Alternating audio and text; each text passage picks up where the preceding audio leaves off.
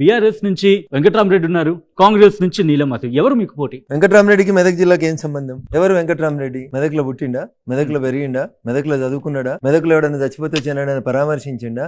మెదక్ని దోసుకున్నది నువ్వు, మెదక్లో అక్రమంగా సంపాదించింది నువ్వు, రింగ్ రోడ్డు నష్టవంకర్లు తిప్పింది నువ్వు, లక్షల కోట్ల ఆస్తులు సంపాదించుకుంది నువ్వు. రాజశేఖర రెడ్డి ముఖ్యమంత్రి ఉంటే ఆయన దగ్గర ఆయనకు భజన చేస్తూ ఉంటావు, కిరణ్ కుమార్ రెడ్డి ఉంటే ఆయనకు భజన చేస్తావు, చంద్రశేఖర రావు వస్తే ఈయనకు భజన చేస్తావు. మా మెదక్ జిల్లాకు 30 మంది కలెక్టర్లు పనిచేసిర్రు, అలా నువ్వో కలెక్టర్. శతకోటి బోడి లింగాలలో నువ్వో లింగానివి. నీకు మెదక్ ఏం సంబంధం? నీ సొంత జిల్లాకు పోయి చేసుకో. ఎక్కడి నుంచైనా పోటీ చేసుకోవచ్చబ్బా, నేనేం అడుగుతున్నా? మిగతా ప్రాంతాలు వేరు, మా ప్రాంతం వేరు. మేము ఎందుకు కొట్లాడినాం? మా ప్రాంతం మీద పరాయోడు వచ్చి లొల్లి పెడుతున్నాడు, మా ప్రాంతాన్ని దోసుకుంటున్నాడు అని చెప్పినాం.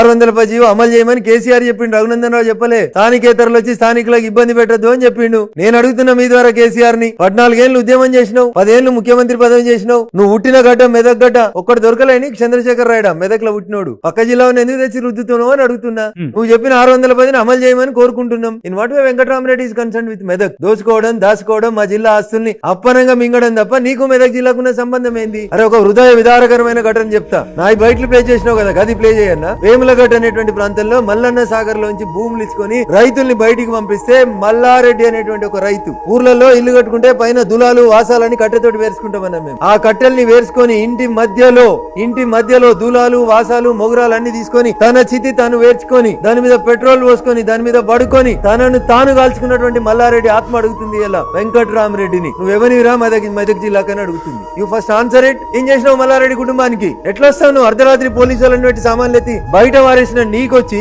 ఇలా ఓట్లు అడిగే నైతిక ఎక్కడిది? ఏదో మేము ప్రాజెక్టులు కట్టేందుకు ఖాళీ చేపించినాం. What is the procedure you adopted? మనిషివేనా? ఒక మనిషి తన చితిని తాను వేర్చుకొని తన తండ్రులు కట్టిన ఇల్లుకెళ్లి దులాలు వాసాలు మొగురాలు తీసుకొని చితి వేర్చుకొని ఆ చితి మీద తనను తాను సజీవ దహనం చేసుకున్న రోజు కూడా స్పందించని వెంకట్రామరెడ్డి అనేటోడు వచ్చి ఇలా మీకు 100 కోట్లు ఇస్తా, మీ మెదకోళ్ళు గరీబోళ్ళు, మీకు స్కూళ్లు కట్టిస్తా, మీ కాలేజీలు కట్టిస్తా, నీకు ఫ్రీ ట్రీట్మెంట్ ఇప్పిస్తా అని అడిగితే నేను అడుగుతున్నా 2021లో ఫ్రీగా కేసీఆర్ అనేటువంటి కాళ్ళు మొక్కి ఫ్రీగా అయినావు కదా ఎమ్మెల్సీ. ఇలా నువ్వు వచ్చి 100 కోట్లు పెడతా అంటున్నావు కదా ఏడాదికి. 2021లో ఎమ్మెల్సీ అయినావు కదా, 21లో 100 కోట్లు ఎందుకు పెట్టలే? 22లో 100 కోట్లు ఎందుకు పెట్టలే? 23లో 100 కోట్లు ఎందుకు పెట్టలే? 24లో కూడా ఫస్ట్ క్వార్టర్ అయిపోయింది కదా, ఏమి నీకు 100 కోట్లు? అంటే నువ్వు దోసుకోవడానికి మా అమాయకులైనటువంటి మెదక్ జిల్లా ప్రజల్ని ఒక టూల్ గా వాడుకుంటావా? అందుకని వచ్చేది మెదక్కి. నీకు 100 కోట్లు పెట్టాలనే విశాల హృదయం ఉంటే మిస్టర్ వెంకట్రామరెడ్డి 2021లో ఫ్రీగా అయినావు కదా ఎమ్మెల్సీ, ఎందుకు రాలే మెదక్ జిల్లాకి? ఒకళ్ళు చచ్చిపోతే వచ్చి సాయం చేసినవా? ఒకళ్ళు యాక్సిడెంట్ లో పోతే సాయం చేసినవా? ఒక రైతు ఆత్మహత్య చేసుకుంటే రూపాయి ఇచ్చినవా? అదే కేసీఆర్ ఫామ్ హౌస్ కాడ